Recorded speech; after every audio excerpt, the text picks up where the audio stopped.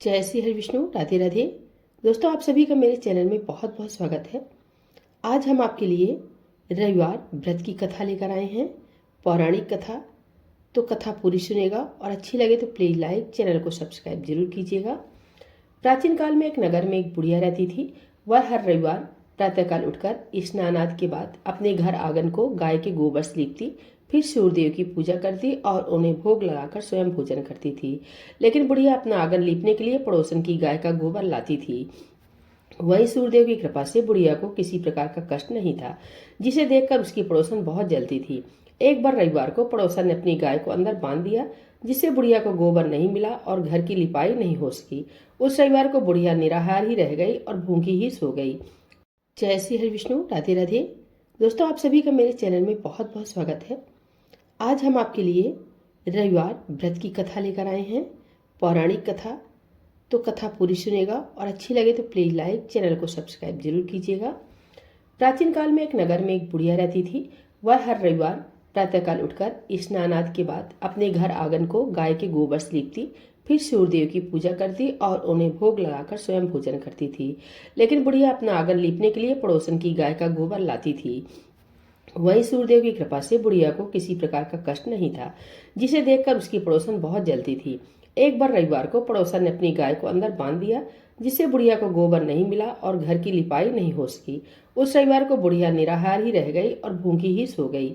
उसे सपने में सूर्यदेव ने दर्शन दिया और पूछा कि उनसे आज भोग क्यों नहीं लगाया। इस पर वृद्धा ने कहा कि उसके पास गाय नहीं है और पड़ोसन ने गाय को अंदर बांध दिया है, जिस वजह से वह लीप नहीं सकी और भोजन भी नहीं पका पाई।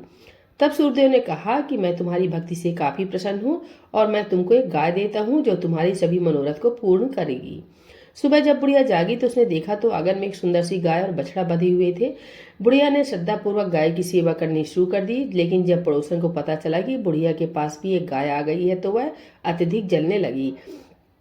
तभी उसने देखा कि गाय सोने का गोबर देती है। सोने का गोबर देखकर पड़ोसन की आंखें खुली रह गई। पड़ोसन ने उस बुढ़िया के अनुपस्थित में गोबर को उठाया और अपने घर ले गई। सोने के गोबर की जगह वह अपनी गाय के गोबर को रख देती। इस तरह से लगातार सोने के गोबर को इकट्ठा करने से पड़ोसन कुछ ही दिनों में धनवान हो गई। अब सूर्यदेव ने सोचा कि उन्हें ही कुछ करना पड़ेगा। उन्होंने शाम को तेज आंधी चलवा दी। आंधी कारण बुढ़िया ने गाय को आंगन में बांध दिया और सुबह उसने देखा कि गाय को तो सोने का गोबर करती है। फिर वह हर रोज गाय को अंदर बांधने लगी। अब पड़ोसन से यह सहन नहीं हुआ और उसने राजा को यह सब बात बता दी। बुढ़िया के पास सोने का गोबर देने वाली गाय है। राजा ने सैनिक भेजकर बुढ़िया और उसकी गाय को लाने का आदेश दिया। गाय राजमहल आ गई, लेकिन उसने बदबूदार गोबर से पूरे महल का वातावरण प्रदूषित कर दिया। उसी रात राजा को सूर्यदेव ने स्वप्न दिया कि वह गाय केवल वृद्धा के लिए है। वह हर रविवार मेरा नियम पूर्वक व्रत करती है और मुझे भोग लगाती है, इसलिए भलाई इसमें है कि वह गाय को वापस लौटा दे। सुबह राजा ने बुढ़िया को गाय वापस कर दी और बहुत सारा धन भी दिया। राजा ने नगर में ऐलान करवाया कि सभी नगरवासी रविवार का व्रत रखेंगे और सूर्यदेव की पूजा करेंगे। बोले सूर्यदेव भगवान की जय, श्री लक्ष्मी नारायण भगवान की जय, रविवार व्रत कथा की जय।